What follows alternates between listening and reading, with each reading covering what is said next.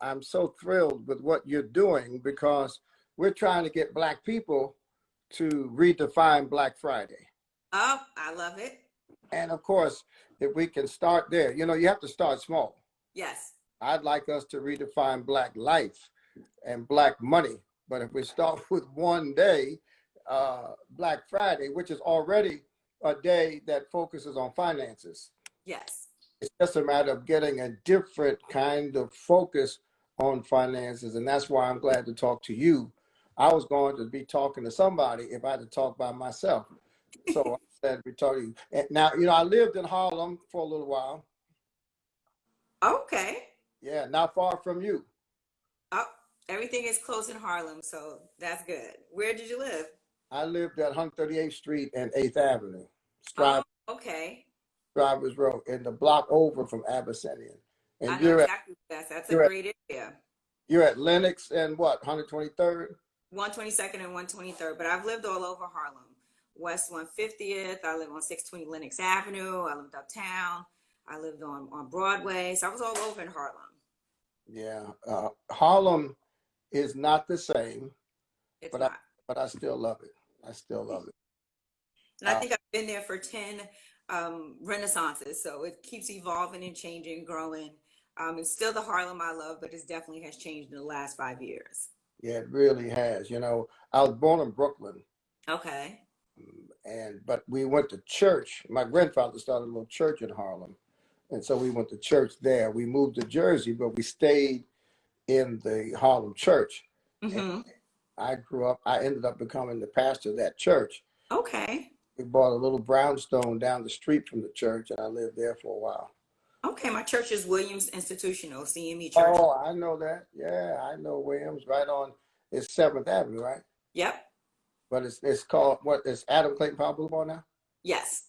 Yeah, it's ironic. I bumped into the former pastor of that church on 95 one time driving home from DC. See, I tell you, Harlem. And he was shocked that I knew so much about it. So tell us about Harlem Haberdashery, because one of our goals, not just for Black Friday, but one of our goals for this holiday season is to have Black people support Black-owned businesses. Since we're going to spend money. Now, anybody who thinks we're not spend money for Kwanzaa, for Christmas, and just for the end of the year, we are going to spend money. I just don't want us to spend money on high interest credit cards. I don't want us to spend money charging things we can't afford to impress people we don't even like. And But, I love that. but, I but love that. good, but I want us to support you. So tell us about Harlem Haberdashery. Well, Harlem Haberdashery is the retail expression of our larger brand, 5001 Flavors. It is a 5001 Flavors, and I put all of my at mentions and social media handles previously. I'll do it again. 5001 Flavors is our parent company. We started that 28 years ago. It's a custom clothing company that caters specifically to personalities in the entertainment industry. Really? So you think of all those unique items that you see: DJ Khaled, Lady Gaga, Mary J. Blige, Puffy, Nas, any and everybody in the who's who in the industry we've dressed. And so that is our celebrity clientele. About 10 years ago, my family decided to expand beyond the exclusive arena of celebrity clientele and move into retail. Harlem Haberdashery was born. We're approximately 9 years old. We're at 245 Lenox Avenue. So we are an award-winning bespoke custom boutique, specializing for people who are not celebrities like the ones we dress in our other company, but who have their own red carpet moments.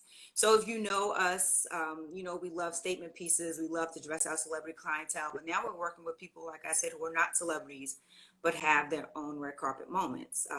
We've brought in many generations of our family to help support it. So it's a family run, owned, and operated boutique.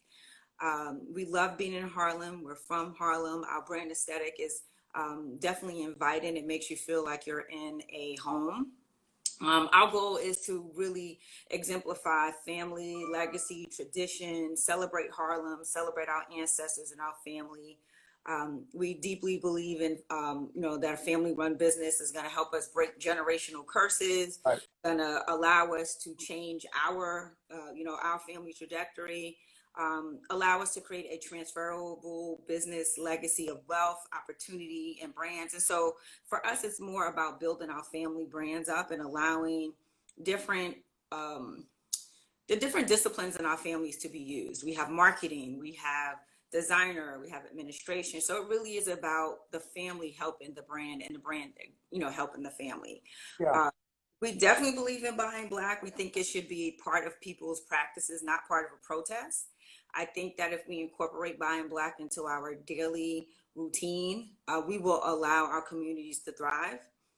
One thing about small businesses is that when you purchase for them, you immediately impact a family. And Right. so it is important to support businesses and brands that support your family and your community. And so we believe, taking care of our customers is like taking care of our community. We give back to the community. You cannot exist. You cannot, be in the communities and not support the community. We have a 501c3 organization, Take Care of Harlem. And we absolutely believe that when you come into our store, you come into our family, and family takes care of family. And so we directly impact the community during various philanthropic drives. We have a toy drive going down at Harlem Haberdashery. So you can come and buy great pieces, buy great accessories, clothing, but you can also come back and support other organizations in the community and give gift cards and donations to our toy drive. So not only is it about retail, but it's also about, philanthropic efforts. Sure. It's about, collective community efforts, collective family efforts. And I really think it is about changing the way that even we as business owners interact with each other and collectively help each other. And so there's a lot of different things I think that the COVID has taught me is that one, we need to definitely be buying Black. We need to support each other. But as business owners, we need to help support each other. There's a lot of resources, access to a lot of different information and technology that I've realized a lot of my business, support. I mean, my business friends don't have that they need to pivot to e-commerce, to technology, to be able to get on channels like these. So there's a lot of different things I think we need to switch and pivot if we want to succeed. Yeah, I was going to ask you about e-commerce. I've been at my church for 30 years, and we've been very aggressive about teaching and motivating our members to support Black businesses. We had one of the few Black-owned pharmacies in New Jersey, right around the corner from the church, and they were running low on cash. And I just sent everybody after church over there just to buy something, buy a toothbrush, and we bought them out in one day. And that's what you need, collective. But I can't bring a busload of people over to Lincoln Avenue and stop by 245 now because of COVID. So how have you pivoted to make your products available online? So as much as I say we were progressive, I realized during COVID that our e-commerce capability was very low. It wasn't something that I prioritized because we had a retail location. Yeah. And the second that COVID, mandated that no one can come in, you realize I need to switch, pivot, and change not my stream of income, but how it is accessed. And so we had to rapidly and quickly from home get our e-commerce up to the capability to receive, to ship instantly. And so that was something that, wasn't really important to me. And then it became the only way that people could access our goods. So we had the capability, we had the structure, we had the know-how, and I honestly did not have the time. And so now we are up and running, and I can say there's probably been a 500% increase in our e-commerce sales. It's definitely a channel for us now. I can see how it was something that we should have done all along, but COVID made me do it faster. And now it's definitely something that I look forward to waking up and getting sales without having to press a button. That's always important when people internationally, people 24 hours can access your goods and buy. So e-commerce is very important. I don't think it's so many steps that sometimes it's a little discouraging as a small business owner. So that's when I start to talk about reaching out to other business owners or, people Right. from the younger generation to help you kind of keep up with the technologies, because you have to be So social. You have, what you just did, you just described the classic challenge that we all have in any pursuit, and that is knowing the difference between your how and your what. yes, Because when you allow your how to become your what, then when your how gets shut down, you lose sight of your what. Your what is selling products. Your yeah, how was a beautiful, I'm sure, well appointed with fragrance and incense store on Lenox Avenue. But yep, your how was shut down. Now if you weren't committed to your what, to your dream, to your goal, then you would have thought life was over when the store shut down. And now you've increased your outcomes because you were willing to hold on to your what and let go of your how. And that is so critical. It's critical, especially for our people, because we get stuck easily. We get yes, stuck in tradition, we get stuck in feelings, we get stuck in relationships. But the hmm key for us, and the key that I think you've taught at least my crowd, the folks that will watch this, is never be so stuck in your how, your method, that you hmm lose sight of the goal, because you may discover that when one lane shuts down, the next lane will get you even better results. That is marvelous, That's marvelous. so true, and it's not a weakness to say I need help. To Right, reach out to another person in your network, a family member. I mean, we all have those young family members that are on those phones and accessing the technology and apps, and that's a skill. And so we have to know the right, terminology and keep up. And if we can't, we have to at least surround ourselves with people who can help us access what we need. I right, think sometimes being in the know is important, but even if you don't know, ask somebody. Reach out. And I right. think it's the technology is so accessible now. You can't be scared of it. And my daughter is virtual and she's doing school from a phone, and I could never even imagine doing that, but she's doing it and she's succeeding. So the fortunate part of our family business is that we have a lot of different team members that help me access things that I cannot. So I can't say that I'm doing everything on my own. I always say that our team is like an iceberg. There's a tip that you of the iceberg that you see, but underneath it, there's a large group of people that support the foundation of the business. So it is really important to surround yourself with family members, employees, or people in your immediate circle that can help you, reach your goals. Yeah, yeah. Well, you also mentioned earlier what you believe, and the concept of belief assumes two things. Number one, it assumes that you have a certain set of values, and those values, secondly, are driven by a kind of faith. It Mm-hmm. takes faith to be an Yeah, entrepreneur, but it without does. that faith, you can't create jobs, you can't leave a legacy, you can't spread the wealth, you can't make the kind of impact you're describing. You could not do what you were doing, going to someone else's business every day, hoping you don't get docked if you're late. You have to do this for yourself. And that takes faith. It takes It does. faith is being able to see something before it exists.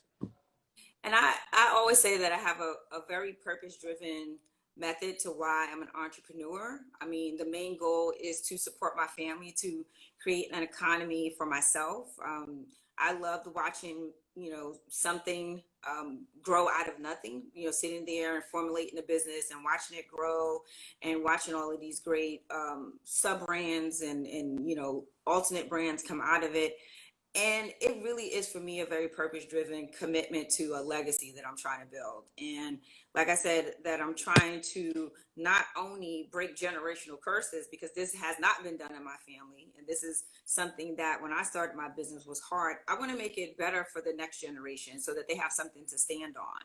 And so for me, it is about creating a legacy. It's about creating a network for my daughter to access that I didn't have access to, or knowing the questions to a lot of different business and opportunities. And so it is about building. And I think that we as a people and as a family have to agree to do that for each other.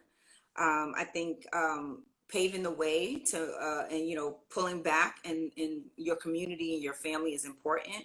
And I think that's what's going to create what, you know, we like to say was like the Black Wall Street. And that's how we're going to get to a place where our money stays in our community, our money supports our community, and our communities benefit from businesses being in a community. Yeah, when you talk about Black Wall Street, the one that was in Oklahoma, of course, was developed because we were denied. We were denied access. We were denied opportunities. We couldn't go to the other side of town. The difference between then and now is this. If we're going to create Black success, Black Wall Street, Black strength, it's got to be not because we are denied, but because we've decided to do it. It's got Yes. to be out of our own will, out of our own values. We were developing out of desperation. We had no choice. Now Right. we have a choice. And today, with all of this technology and all of our capacity, we're being called upon by leaders like yourself, families like yours, to make a decision to do what's right. Don't do it simply because you have no choice. Right. I'm inspired. You know, Harlem keeps producing all of these inspirations. One of my best friends in the world is in Harlem, by Higginson. She's down the street from you. She's around 26th Street, I think, between Lenox and 7th or 7th and 8th. But Mm-hmm. Listen, I plan to support your business because if we're going to have a Black Friday, I Mm-hmm. believe it should be a commitment to be in the Black Friday, Yeah. into Black business, into Black wealth, into improving Black credit scores, and into support Black people supporting Black people. So I'm not mad at America for calling this in the Black Friday, as long as Black America can make this in the Black Friday. What is your website, Sister Slade? Well, I'm going to ask all of my team members, I see them in the chat, to help me put it up because I Put tried a- to put it up, it wasn't working. So my custom clothing company is 5001 Flavors. Our retail store is Harlem Haberdashery, but our handle is Haberdashery NYC. We Good. also have, we didn't discuss it, but we did a wonderful brand expansion into spirits. We have a rum, a gin, and a vodka at Oh, HH Folk Spirits. That is available online at reservebar.com. And we have a wonderful 501c3 family organization, Take Care of Harlem. And right now we have a toy drive going on. So we're looking for gift cards and new gifts to be dropped off at Harlem Haberdashery to distribute to our local community partners. you So know, that's one, my brand and my curriculum and the movement that we lead is called dfree. And mm-hmm. we talk about financial freedom, and there are 4 levels: get started, get control, get ahead, and give back. We believe that financial freedom and true success only exists when you give back. And Yes, that's why I'm so proud to know you. It's why I think you are the preeminent definition of success. We don't want to create thank you. success just to have people drive around making other people feel like they're not as successful as they are. Success for Black people means helping other Black people be successful. Absolutely. God bless you. God bless Thank you. you. And thank you. And I'll come by myself. I can't bring a busload. I'm coming over to 245 Lenox, and I'm going to get one of these 5001 flavors. Now, it won't be the rum, Excellent. vodka, or the other spirits, but it might be a pair of pants or hat or a pair of shoes. All right. I appreciate the opportunity to talk about our brands. Thank you very much.